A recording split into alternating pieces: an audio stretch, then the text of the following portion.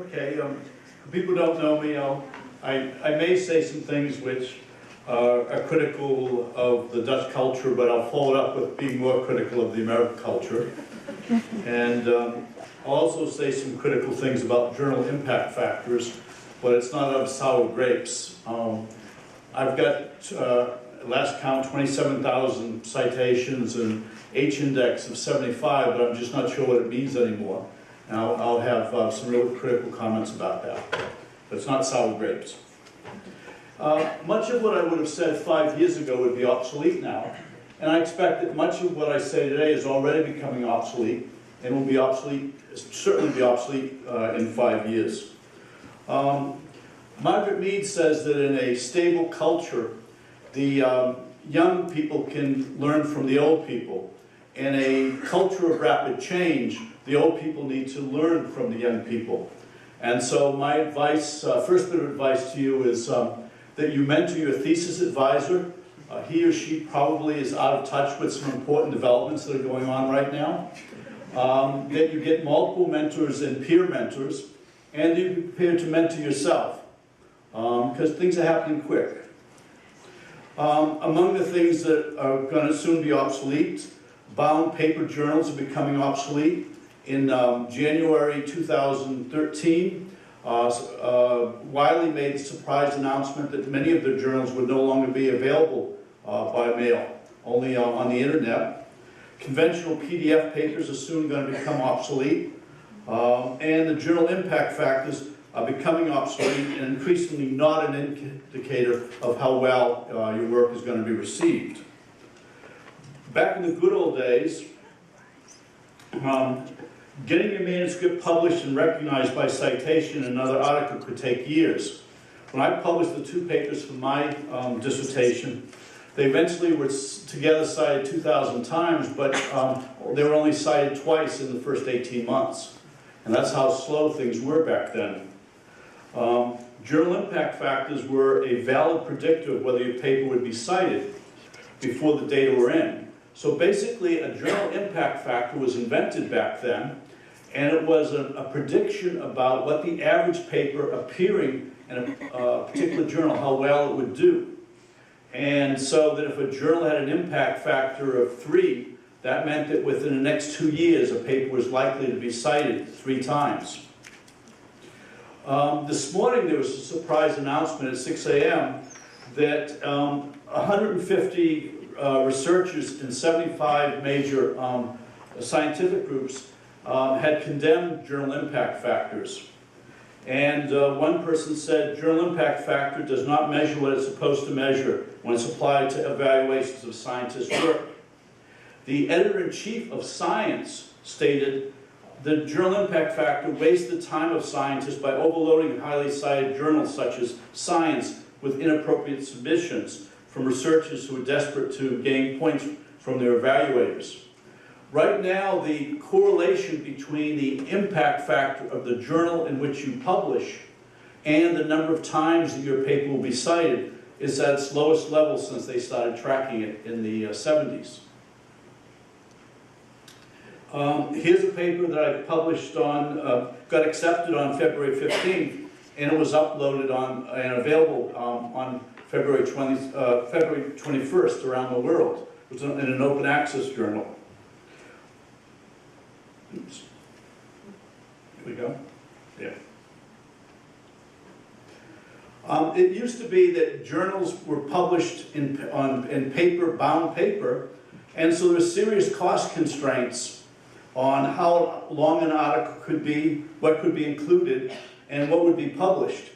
But now, and when they first went online, the PDF was the model. It just basically took the existing journal article, scanned it in, but that's become quite obsolete. And now we have journal articles with web links in them that you can actually see the procedures, and you have rapid online. Let's see if I can pull this up. Here's a PLOS article I published in a couple months ago, I guess a couple years ago, and it's possible to track how many downloads it received, and how many people looked at it, how many people just looked at the abstract, and then how many people actually downloaded it. And the number of downloads that an article receives in the first couple of months is a better predictor of how many times it's going to be cited than the journal in which it appears.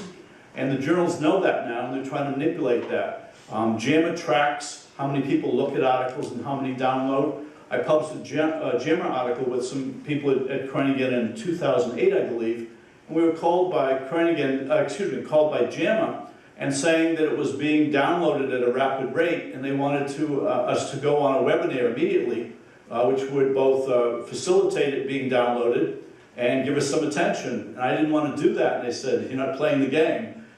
Somebody needs to come on and do the webinar. So some of my colleagues did, and they kept track, and they said, congratulations, it yielded so many thousand hits. And the journals, the for-profit journals like JAMA, they count on that to how they calculate their advertising rates. Right now, publishing journals for profits is more profitable than being involved in the oil business. It's 35% profits for profit journals. PLOS, by the way, is a not-for-profit journal. Just once we get away from the idea of the paper article has a metaphor, a PDF, journals can get huge. PLOS last year published 25,000 papers. 6% of PubMed came from PLOS 1, and it's expanding more. It took 140,000 reviewers to get those out, which is more than the readership of most journals.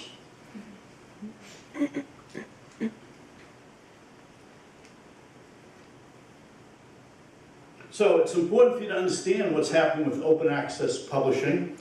The PDF is going to be dead soon. It's too static. It's not interactive enough. We're experimenting at PLOS 1 where you can actually write on an article and it be preserved and who made the comment, and then we're going to have continuous peer review at PeerJ, a new journal, in which when you submit an article, if it gets accepted, not only does it appear, but the original submission appears with all the reviews and all the revisions, so people can track it back. We're really escaping from the confines of the metaphor of a paper journal that you can hold. Altmetrics are becoming more important, and I think will replace the journal impact factor pretty quickly. In some fields, 60% of the submitted manuscripts don't ever go out for review. Probably no one ever reads it, including the editor. What happens is the editor looks at the cover letter, the abstract, and the title, and makes a decision whether to head them out. And so you've got to basically market your work, no matter how good it is, so that it's compelling. And that journals evaluating whether they should accept a paper and whether it furthers their interest and gets downloads. It's a whole different world going on up there. You think about a cover letter is basically like sitting down with a journal editor and saying, my work is important and I think it will be of interest to your readers. The abstract is more fixed, the title is more fixed, but I think people ought to put hours into the cover letters, making sure they accurately and persuasively convey that your work is important. Editors don't have time to read all the papers they get. They don't have the time for seeking out delicious morsels that may be hidden there. I don't know if this is an American expression that's common in you better sell the sizzle as soon as possible, the steak can wait. And what that's saying is that you can't depend on what's in the manuscript. It's what catches the reviewers or the editor's eye.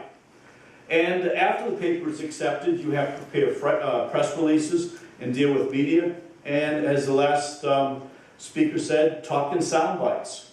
And I'm amazed, sometimes work with junior people, they can't succinctly say what their manuscript is about. And that doesn't bode well for either its acceptance or for its later attention that it'll get.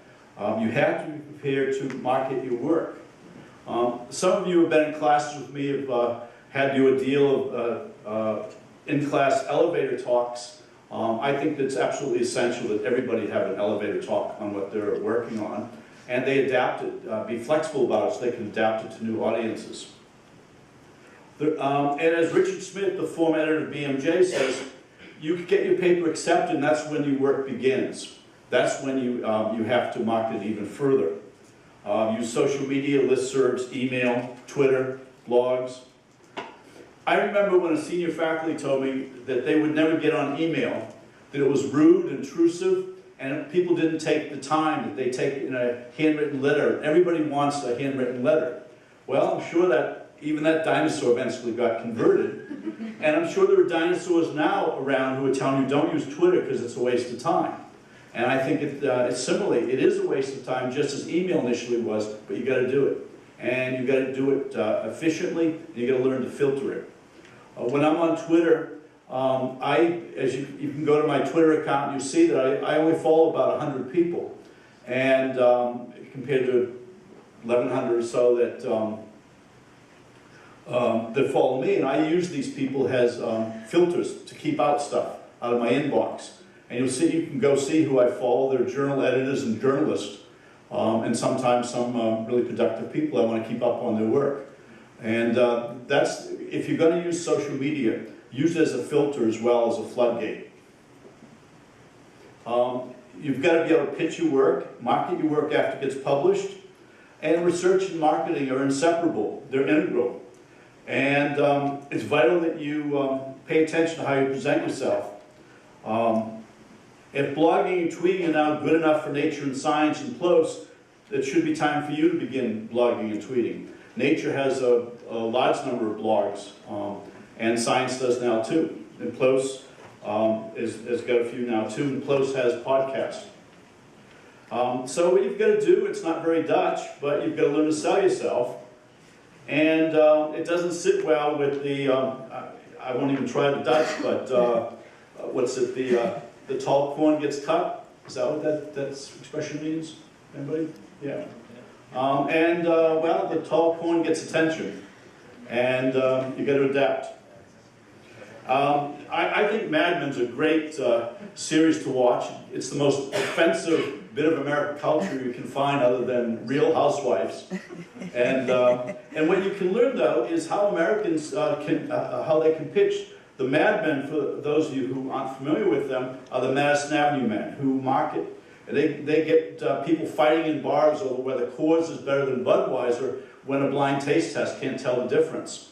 There's a detectable effect on American mortality of women right now because in the 50s, the Mad Men were concerned that women weren't smoking enough cigarettes because it was seen as too macho. And they came out with Virginia Slims that were pink and thin or beige. And the net effect was that women started smoking. And it's still peaking in terms of deaths from COPD, lung cancer, and heart attacks. It's very effective, and they can create distinctions where there are none.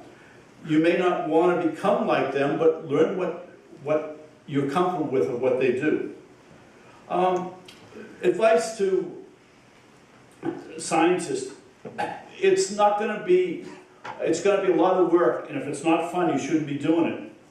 You're going to have to give up on job security.